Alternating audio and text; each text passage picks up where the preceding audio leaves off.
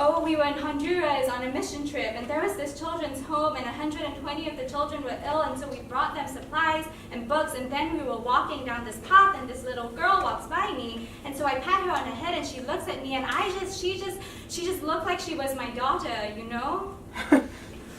I think about Celia and her backpack full of little angels on the border of Lake Atitlan, little beaded dreams to win her stepdaughters over. She dangles each prayer between her fingers and says, "They are so lovely."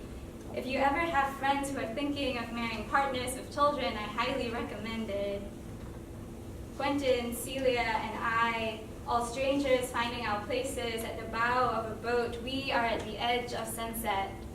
The lake is the silent, patient thing of beauty. Celia tells Quentin and I that surely us meeting in Guatemala has to be more romantic than just some bar in Austin, right?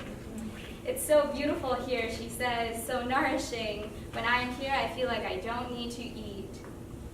Last night, Quentin and I are on the rooftop of our hostel, and there was a volcano erupting on one side and fireworks on the other, and right down the center there was us, in laughter and disbelief, mostly at the eruption and at the fireworks, but also at ourselves and at our place amidst all of this.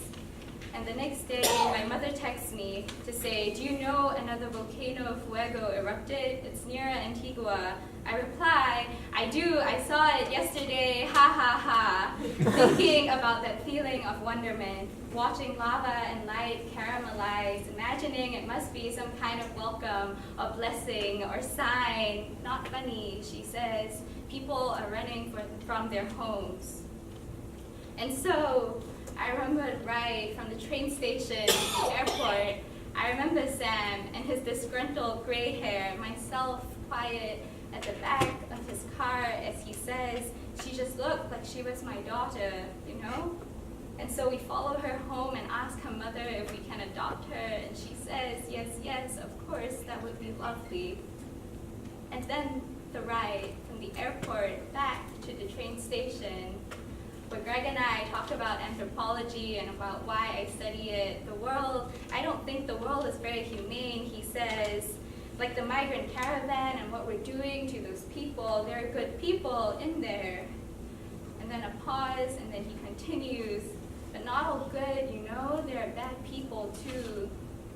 I remember Celia with her backpack of Christmas gifts, little angels, that moment when we are struck by the promise of a foreign sunset but still thinking of home.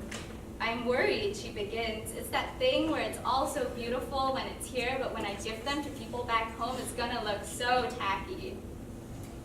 Across a border, a beautiful thing turns into some cheap souvenir. Along a road, people turn from people into something else.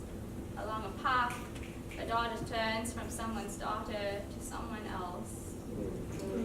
I mean, I don't think she's a terrible person, I say to Quentin, searching for clarity. He laughs and says, "I don't think she's a bad person at all, the way she talks about his stepdaughters." I find it's not really Celia that I'm trying to talk about, so all I say is things add up. He pauses and replies, "Yeah." Later that night, we scrounge together chickpeas and rice for dinner, slow dance in a kitchen to remember this momentary thing, catch the sunrise the next morning like we never do back home, say I'll see ya when I see ya by the side of a boat, taking off, going somewhere, becoming something.